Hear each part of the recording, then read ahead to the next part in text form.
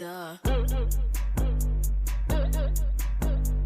You know you that bitch when you cause all this conversation. Always stay gracious, best revenge is your paper. Tell about a story, since we all have stories.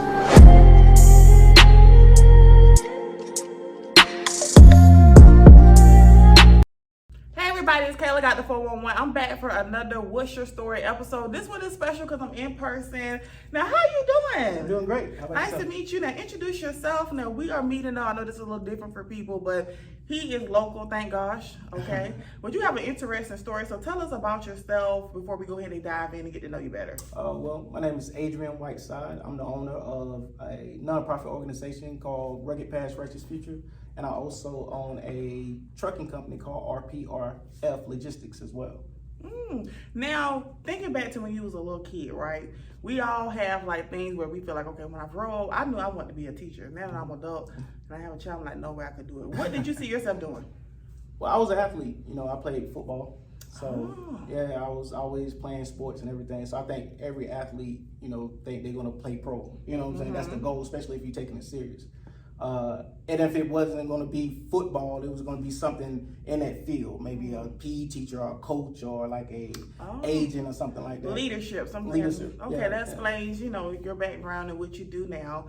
Now, how did your family take you wanting to do sports? Because I feel like in the South, whenever, like, especially us as Black people, they always either want us women to be nurses or they want the men to play sports. Yeah. Were they down for you playing sports and going to college for it, or did they want you to go be a doctor or a lawyer? I think that's all we know in our communities for the most part. You know what I'm saying? I think that's as far as we think we can grasp, especially if, you know what I'm saying, you good at it, that's what your parents like, well, hey, that's your ticket, you know what I'm saying, to get up out of here. So growing up where I grew up at, you know, being good at sports, I think they kind of pushed me more towards that to keep me from industry and keep me busy. And where you grew up at?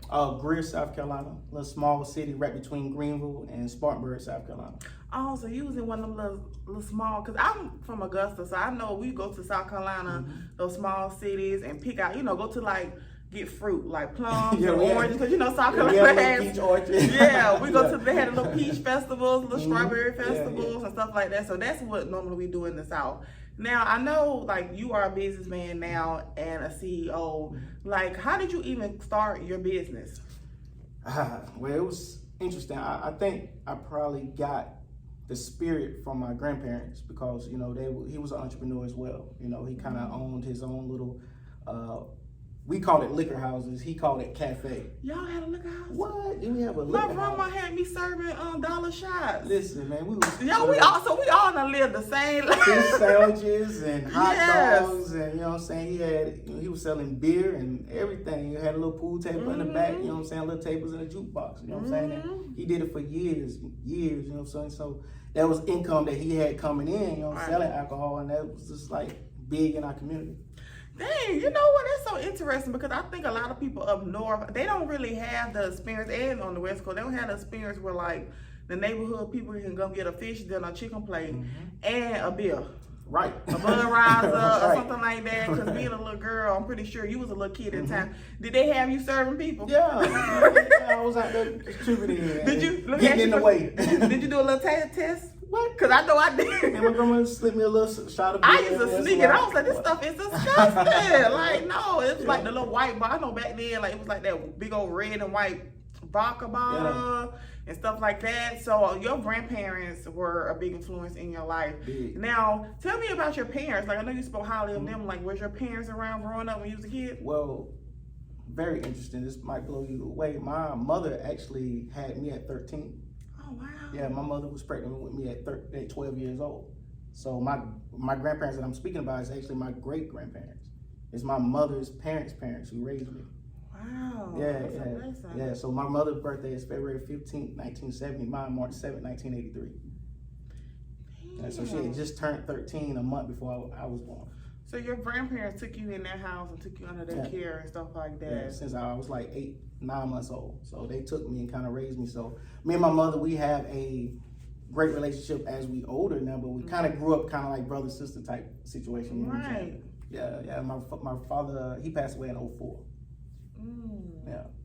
Wow, so the fact that you and your mom was pretty much the same age, like, were you still able to connect with her? Because I know sometimes being that age, you know, you're not mature. Yeah, you know, unfortunately, like 12 years, I was still playing with baby dolls, you know, a lot of us. So how was it when you all actually got to an age where she was adult, you were a child? Did you feel like close to her? Absolutely. I think because it was a unique bond, you know, it was a forced bond that we had to have because she had me young. You know what I'm saying? So I think we, you know, I had to grow up fast with her. Yeah. You know what I'm saying? And see things that I, you know what I'm saying? Because she was out there, you know, in the street and doing what she had to do. And growing up in a small town like Greer, you know, when it is drugs, there's a lot of it because there's not a lot of people. You see what I'm saying? So it's big. So having her into that in the early 80s and 90s and things like that, you know what I'm saying? So she kind of showed me the ropes, what not to do by doing it, if that makes sense. Oh, trust me. You know what I'm saying? Trust me. One day somebody got to do a story on me because like it's almost like our childhood was a little bit too similar. And I know a lot of people don't really realize this, especially you born in the 80s. I was born in the 90s where how big crack and cocaine was to a lot of families. I mean, unfortunately. I mean, now they mixing their own drugs in the studio, all kind of Molly, but back then it really affected a lot of families and households. So by what happened to you as a child, not anything bad, you know, mistakes happen. It kind of showed you on what not to do, right? Well, just being where I was at, and like I said, and you hit it hard, like in the 80s, you know, when crack hit and things like that hit in your communities, you know what I'm saying, it's new. So my mom was young and father was young and they was in it and people was in it, you know what I'm saying? So watching it, you kind of get that of, I see what they're going through. I don't want to go through that type of thing. And I think sports and my mother's younger brother, you know what I'm saying, which is closer to age to me, you know, he kind of grew up as my brother. Both of us played football. So, you know, he was kind of like a guide with me as well. So I watched him and followed him and kind of stayed out the way, you know what I'm saying? But you know, you got to do what you got to do when you're at that age and your mother doing what she's doing. You know what I'm saying? And everybody has challenges in life. You know, right now you currently are a businessman. Tell us about your business because everybody always sees the success. Once you tell us about that, we're going to dive into like some obstacles. Because a lot of times people see, wow, you got a nice car. Sir, you got a nice car. Thank you. that wasn't a BMW, right? Maserati. All right, Mr. Maserati. He's a successful businessman now, but we all go through challenges in life. So it's not always a pretty rainbow at the end of the tunnel. Sometimes you really have to go through a storm to get through that rainbow. But tell us about your business first before we get into that. Well, I have two. The anchor is Rugged Past Righteous Future. It's a nonprofit organization. It's a 501c3. So it's just like Red Cross or Goodwill or anything. And what it does is it helps individuals who have been incarcerated once they release, get services and help that they may need to, you know, survive and make it out here, you know what I'm saying, and have a fair second chance at life. It comparts of 3 programs. One is career development and job placement. And from career development and job placement, it kind of branches off to, you know, trades that you get. You know what I'm saying? So it's teaching them to get their CDLs or dispatching, or we help you get your barber license or cosmetology. So that's where you get R.P.R.F Logistics, my trucking company, come from. So yeah, I was thinking that. Like, are you able to help them get a job with you also? Absolutely. So once they go through my program, we send them to help them get their CDL, and then I employ them, I hire them, and give them an opportunity to become their own owners and operators. Oh, that's amazing. Wow, so you have started that, but it took you a reason why you actually decided to create that foundation also. So like we said, you are a successful businessman, but what obstacle in your life kind of deterred you from being who you are today? You know, like I said, football was my guiding light, kind of, you know what I'm saying? It kind of got me into college and things like that. And, you know, I tell my kids now, sometimes being in the wrong place at the wrong time, you know, will get you in trouble, you know what I'm saying? And nobody want to hear I didn't do it, because everybody didn't do it. You know what I'm saying? So once you there, you in trouble, you know what I'm saying? You in it now. They take everybody. They taking everybody. And in college, I found myself in a situation where I was in the wrong place at the wrong time. Things happened with an individual who was underage, with a partner I know, and you know, South Carolina don't play no games. You know what I'm saying? And they got a law called the hands of one, hands of all, if you look it up. And meaning if you there in the act of a crime, you're gonna be involved you just as much. You know what I'm saying? That's crazy as hell. Oh yeah, absolutely. Absolutely. You know what I'm saying? It's a part. Yeah, it's a whole story with the party, and but So it was a party situation. yeah, it was a party situation, and an underage girl, she was 15, she had alcohol, and made out with one of the guys. I was 21 at the time, and I bought the alcohol for the party. You see what I'm saying? So that it kind of all trickles, Oh Lord. And he not knowing the age of her, and what I'm saying, this is big thing that happened, and we all kind of get charged, and from there, it was kind of a downhill fall. You know what I'm Now, saying? what was the charge that you all actually got charged with? Well, different charges for different individuals. And how many people? Well, It was a five. party. 5? Yeah, 5. But for me individually, me speaking on me and what I had was Lewd. It was called Lewd Act.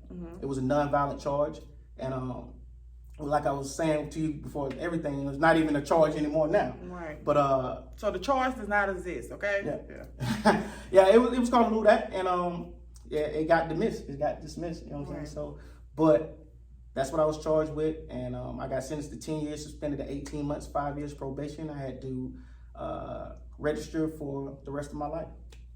You say register because I know people gonna be watching. Register as a sex offender, based off the fact that you was at the party, you bought the alcohol, but your friend at the time, because he's not no longer a friend, is he still a friend? Yeah, he's still a friend. Oh, that's so nice. Yeah, he's my homie. We bought. Okay.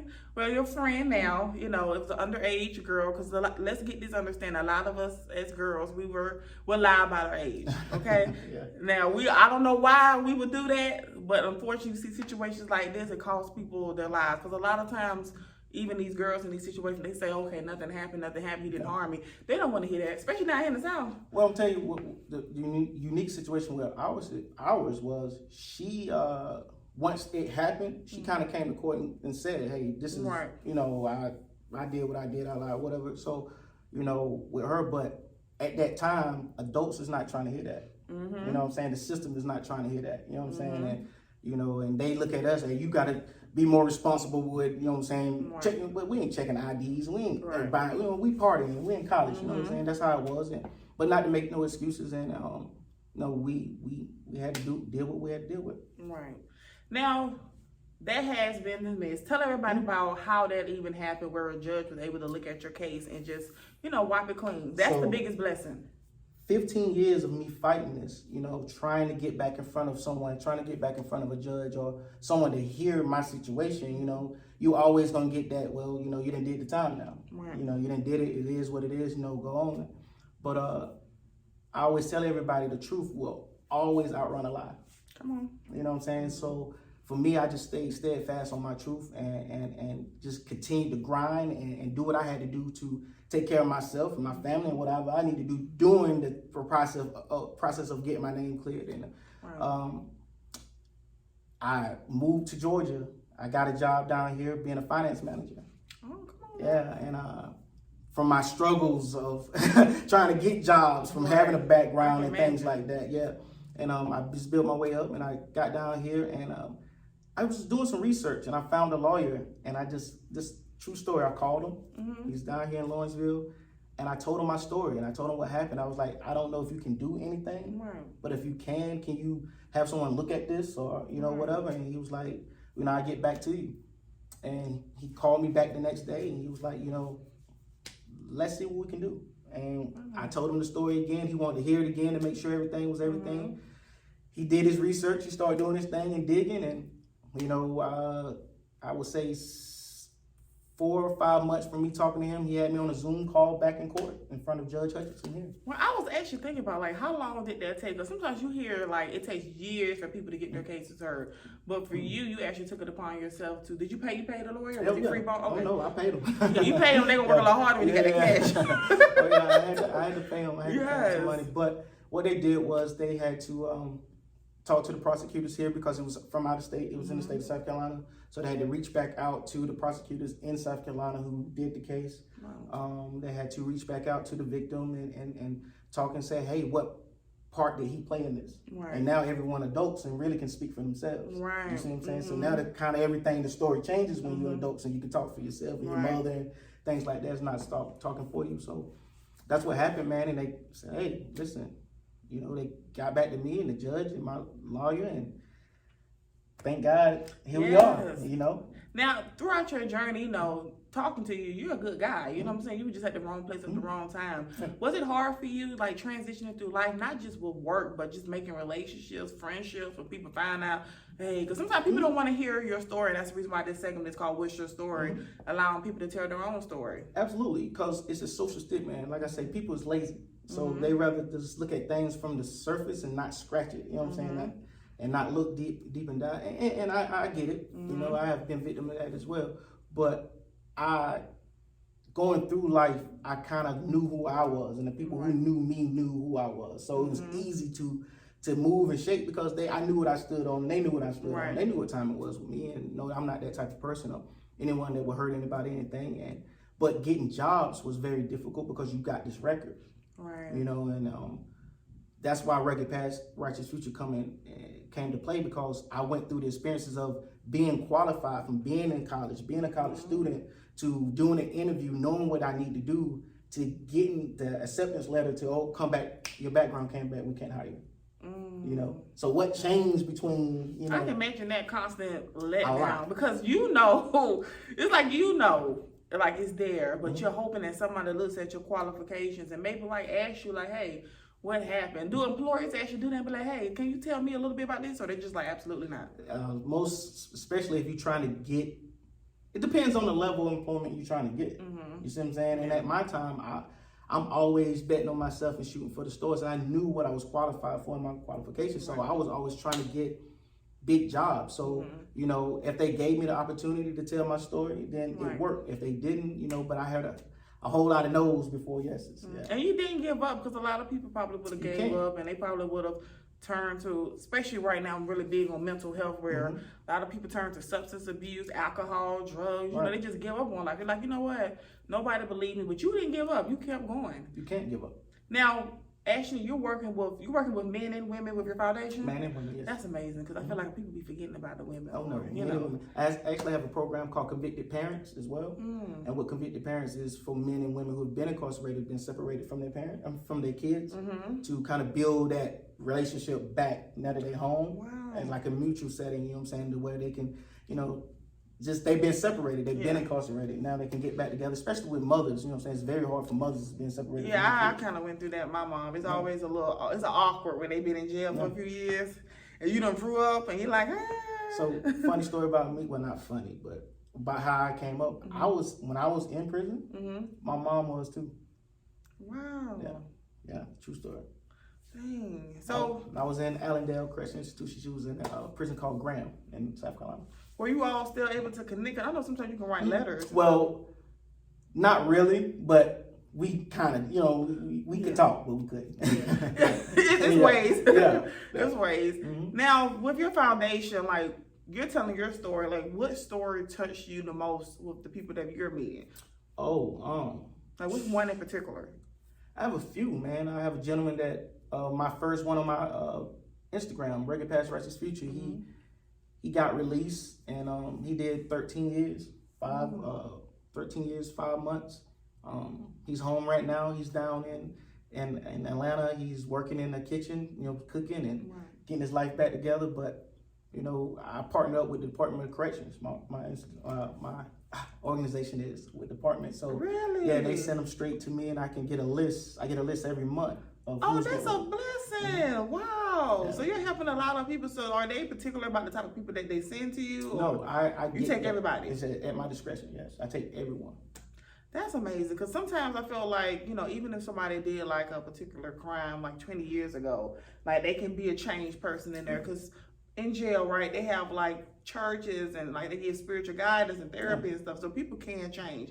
But you're not turning your back on people the way people turn their back on you based off a charge. Well, I think the reason why the recidivism rate, why they return back to prison is because no one won't give them a chance. Nobody will give them a chance, you know. So I wanted to open my doors to say, hey, you know what, you can come. I can relate. I know everything that you've been through, and let's figure this out together. You know how you hear like on TV, where I think it was with Tyler Perry, when Madea kept going back to the judge, just like, I'm tired of seeing you. Because they're felons, so when they get out, nobody's hiring them. So what are they supposed to do? Absolutely. They gotta survive. You got kids, you got food. Like, what is you supposed to do? I don't even think they give you like public assistance if you have particular felons, right? They don't. So that's So it's like, you damn. You see what I'm saying? So that's how the system is designed. So you have to have these programs like mine, but it's hard to have these programs because, again, sometimes the system don't want to help these programs. You know what I'm saying? So they don't want to help with funding, but you got to do what you got to do on your own end to help these guys out because all they're looking for is opportunity. You know what I'm saying? They're just looking for somebody to give them an opportunity to work and get back out there and show that, you know, they made a mistake. And some of these people that's got the opportunities to give them just haven't got caught. Yeah. You know what I'm saying? So it's always two ends to the story, but for me, I focus on helping these guys and women and figuring this whole thing out together. Now you are a working man. Pretty sure you working today, ain't you? All the time. Always working, All right? the time. But how do you balance work life and personal life? It's with understanding. I think you got to understand that being an entrepreneur, there's very small balance. You see what I'm saying? It's very small balance. And you have to understand that you got to put people in your life and in your corners that understand that. Like doing this process, especially at the beginning stage of being an entrepreneur and starting your business when it's a lot of grind and process. Right. You you just gotta focus and be selfish at that time. You know, you gotta be selfish. That's the key words. I don't think a lot of people really get that because everybody wants. It's hard to help others when you're trying to grind yourself. Yeah. I think the goal is to be successful so you can help people. But sometimes when people see you hustling, they too busy want you to carry them up there instead of them hustling too. Right. So that way you can meet each other at the top. Trust me, I get it. Everybody's like, oh, show me how to do this. I'm like, nobody showed me. Like I'm trying to get to a place where I can help other people. And this is the beginning process of building a business is the most craziest part. You know what I'm saying? Because you get hit from all kind of different angles and you just got to figure it out. You know, so that balance, you really don't have that balance because, you know, I can be asleep and one of my trucks might break down. Oh, yeah. You know what I'm saying? So I got to deal with that. I'm dealing with a driver that just quit. You know, you got to deal with that and find another driver, get your trucks moved, and you know, and then with the nonprofit, all these people come to you with issues and things. You know what I'm saying that you deal with. So having a balance with my personal life, I say that, you know, my loved ones understand that hey, this is what he's doing now, so we can be okay later. Now, it seems like you can do a lot. Now, how do you handle with your mental health? Because like you said, you go through things, everybody else go through things, and people want to dump their problems on you. And it's like, do you sometimes be like, okay, I need a moment?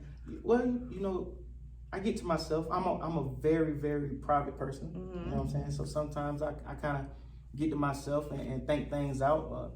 You know, drive. I love to drive and ride. You know what I'm saying? You like to drive? I love to drive. That's a blessing. I hate to drive. Well, let me go back. Let me say, I love to drive by myself. Just riding, but just driving on trips now. But just riding, thinking, and you know what I'm saying, getting my mind together. I think that's good. But yeah, man, we all got our ways of coping, and mental health is very, very important.